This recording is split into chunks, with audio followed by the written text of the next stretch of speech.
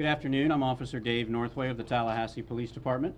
I'd like to welcome you to the FSU Police Department, and on behalf of President Thrasher and his staff, we welcome you all here. Without further ado, I'm now going to introduce our first speaker, and that would be President Thrasher. Thank you, David. Well, thank you all for being here. First thing I want to say is we want to thank everybody across the country who has contacted us today since this incident happened. We're getting support from just an incredible amount of people from really all over the country and indeed the world. All of us have. And as we said earlier, we're a family, and we're going to continue to work as a family until this gets we get through this. I appreciate the governor being here this morning and coming to Florida State University and offering his support and that of the FDLE and others to ensure that we also know that we have their support. Mayor Marks is here. I appreciate him for being here. Mayor Gillum, who will be the mayor on Friday, and Anita, thank you for being here also. My job simply is to do this. I want to thank first and foremost the administrative staff, our provost, Garnet Stokes, and all of our team who's worked on this since early this morning also. I think we've had a fabulous response to this incident, certainly led by the two great chiefs of police for Tallahassee, as well as Florida State University. So without further ado, I think we're here to, and I think you're here to understand a little bit more about the investigation. I'm going to ask Chief DeLeo to respond to some facts that he has uncovered since this morning and provide you with some additional information. And then Chief Perry will also do that on behalf of Florida State University. Chief. Thank you, sir. Good afternoon. First, as we talked this morning, again, we know as the investigation continues and that further details will be unfold, that this is all, early information. We've had investigators obviously working since 12:30 this morning, since the incident occurred. And, as more details emerge, we'll continue to share that information with everybody, and we will share as much information as possible as it becomes available. The first thing that we'd like to do is confirm the identity of the suspect. Myron Deshaun May is our suspect who was killed this morning as a result of his actions when he decided to shoot our students and attack our community. He was born in Dayton, Ohio in 1983. He moved to Florida as a teenager and graduated from Weehitchka High School. He graduated from FSU in 2005. Then he moved to Texas, where he attended Texas Tech Law School and graduated from there in 2009. He practiced law in both Texas and New Mexico, and he moved back into the area approximately 3 weeks ago. I want to kind of recap some of the synopsis of the event as we have established a better timeline of the order of events from this morning. As we all know at this point, at approximately 12:30 a.m., Mr. May started shooting students in front of the Strozier Library. He then enters the front area of the library where he shoots one employee and tries to shoot another woman who's affiliated with the university. He then reloads his gun, and he never proceeds past the security measures that are in place in the library. He never leaves the front lobby area. He then exits the library where he's confronted by FSU police officers and Tallahassee Police Department police officers. He refuses to surrender. As a result of this encounter, Mr. May is shot and killed by the officers. The Tallahassee Police Department officer that was involved in the shooting is Officer Wayne Statz, and he's been working with us for approximately 3 years. As far as to address some of the questions that were asked this morning, as we've uncovered more details, I just want to go through some more indications. We have no prior local criminal investigation or encounters with Mr. May that we are aware of, either through Tallahassee Police Department or Leon County Sheriff's Office. He used a .380 semi-automatic handgun, and he had additional ammunition in his pockets.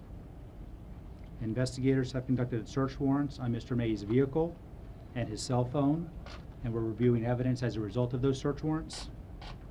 Investigators have interviewed 20 to 25 primary witnesses who actually witnessed the actual shootings. Mr. May had a written journal and videos where he expressed fears of being targeted and that he wanted to bring attention to this issue of targeting. A preliminary review of these documents and videos demonstrate that Mr. May was in a state of crisis. Further detailed review will continue of these documents to establish more facts. We have not found any information at this time to indicate why he chose this morning to act or why he chose the Strozier Library as the place for his actions. Based on all the evidence this time, we continue to believe that Mr. May acted alone and there's no further threat to the students, the university, the workers, or the community. And with that, Chief Perry, thank you. Yes, sir. Just want to say one other thing. Our entire board has been involved in this matter since it happened this morning. In fact, we at Florida State University will have a board meeting tomorrow, led by our chairman, Chairman Alan Benz, who has been here since early this morning. And Chairman, I appreciate your hard work and all you've done to help us in this through this crisis.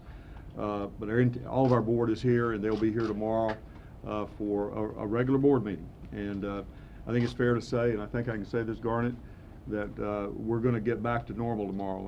Our university is going to open, our classes are going to be held, and the Strozier Library is going to be opened early in the morning. So we're moving ahead. We're moving ahead. We're continuing to pray for the victims, pray for Florida State University, but we're going to get through this with the great family we have. And now I'd like to introduce our chief, who has been so helpful in this, Chief Perry. Thank you, sir. Good afternoon.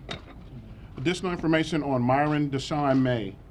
The FSU Police Department has two old cases on Deshaun, which are now public.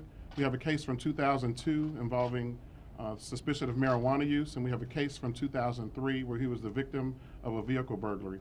Both of those cases are now public and made available on our website if anyone needs that information.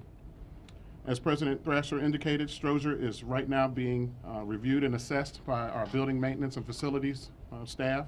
We plan to reopen first thing in the morning, and we will have a visible presence for our students so they feel safe and they feel comfortable as they return to some sense of normalcy. We do keep our victims in our thoughts and prayers. We understand that two are still at the hospital receiving treatment. Our officers who responded and who were actively involved in that situation have been placed on administrative leave. The officers involved are number one, Sergeant Roy Wiley. Roy Wiley has been with the FSU Police Department for 15 years. The second officer is Officer Daniel Cutchins. He's been with the FSU Police Department for 2 years. The third officer involved is Oriental Sloan. He's been with the FSU Police Department for 1 year and 5 months, but he has previous experience with another sheriff's office. The next officer involved is Oma Nations. He's been with the FSU Police Department for 1 year and 5 months.